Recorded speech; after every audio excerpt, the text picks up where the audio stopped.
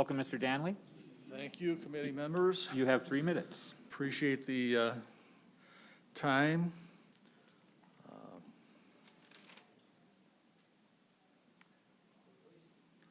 Well, I'm trying not to waste it, but I want to see what kind of time I got here. Okay, it's items that occurred during the election and subsequent counting process. My name is James H. Danley, and I was a poll challenger at the TCF Center on Tuesday 11/3 and Wednesday 11/4.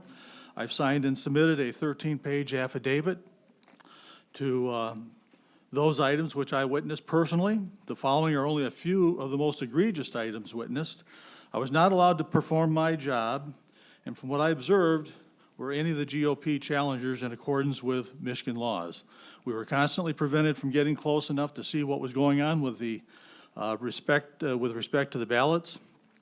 Procedures were not being properly followed. When we brought these to the attention of the supervisors, our concerns were dismissed and ignored.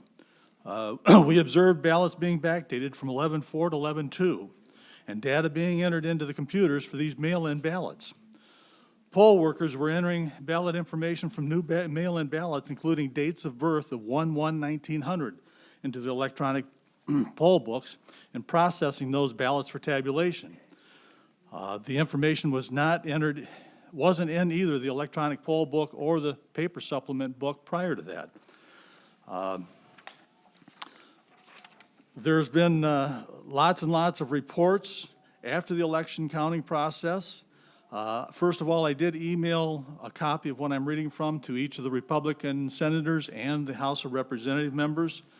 So I'd be happy to provide this to you.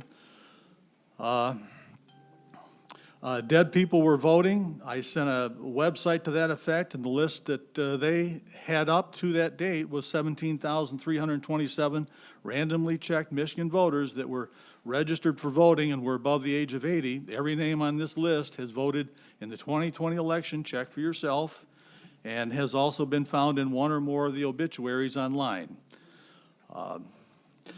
This is the most important election in my lifetime, and I think the most important election in the history of our republic.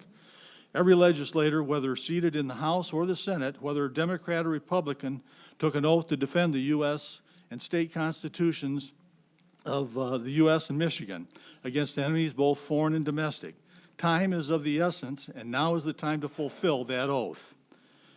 Despite what the media is telling everyone, there are mountains of evidence that voter fraud occurred on a massive scale, the likes of which we've never witnessed in the country. 30 seconds. For those politicians that say we have to tighten up the election process relative to mail-in ballots for future elections, you admit that there are problems, and you propose to fix those problems sometime in the future. I and millions of Americans say no. You must fulfill your oath and do your duty to the citizens of the state and country now. You can't turn a blind eye to the mountains of evidence proving the fraud, and the citizens of this state expect the state legislators to act swiftly to correct the fraudulent activity that took place in this election. Because time is of the essence, this cannot wait for the completion of the lawsuits currently underway. Thank you, sir. I did submit this to each of you. I would appreciate it if you would go through it thoroughly, read the articles that I've attached to it, Thank you, sir. and we appreciate it. Thank you. Any questions? No. The committee will go at ease for 5 minutes.